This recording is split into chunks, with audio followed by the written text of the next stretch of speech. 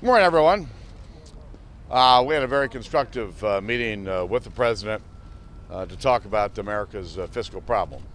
I outlined a framework that deals with reforming our tax code and reforming our spending.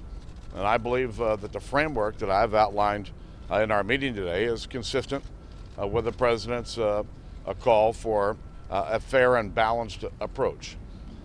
To show our seriousness, we've put revenue on the table, as long as it's accompanied by significant spending cuts. And while we're going to continue to have revenue on the table, it's going to be incumbent for my colleagues to show the American people that we're serious about cutting spending and solving our fiscal dilemma.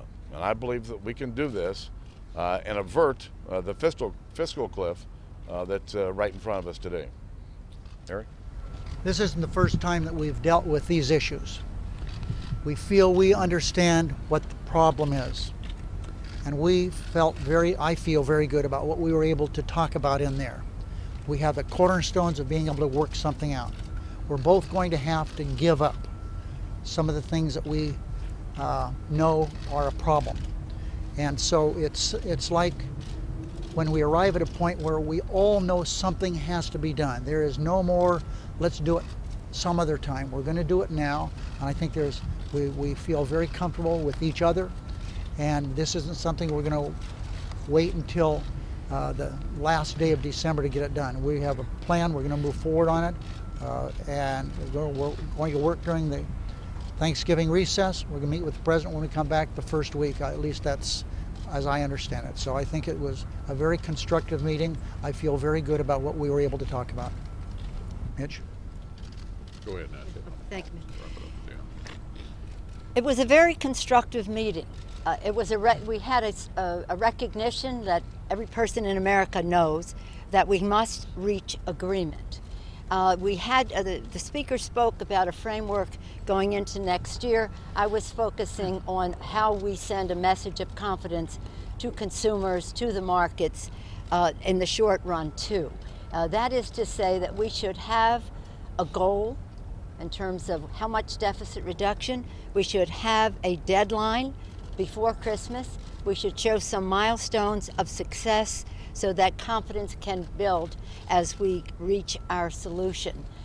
Because if we do not reach agreement, not only will we miss the opportunity for doing something good for our economy and lifting the spirits and the confidence in our country, we will have an economic downturn that must be avoided. We understand our responsibility there.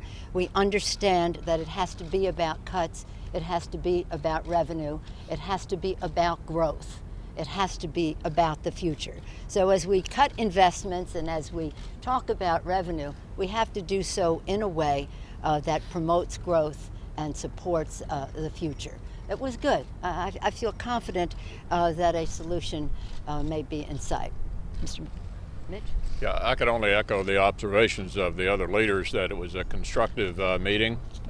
We all understand where we are. I can say on the part of my members that we fully understand that you can't save the country until you have entitlement programs that fit the demographics of the changing America in the coming years. We're prepared to put revenue on the table, provided we fix the real problem. Even though most of my members, I think without exception, believe that we're in the dilemma we're in not because we tax too little, but because we spend too much. Just one final observation on another issue. I had a chance to talk to the president yesterday about his trip to Burma, a country that I've had a long-standing interest in over the last 20 years. I want to commend him for going. I think it's an important step for him to take.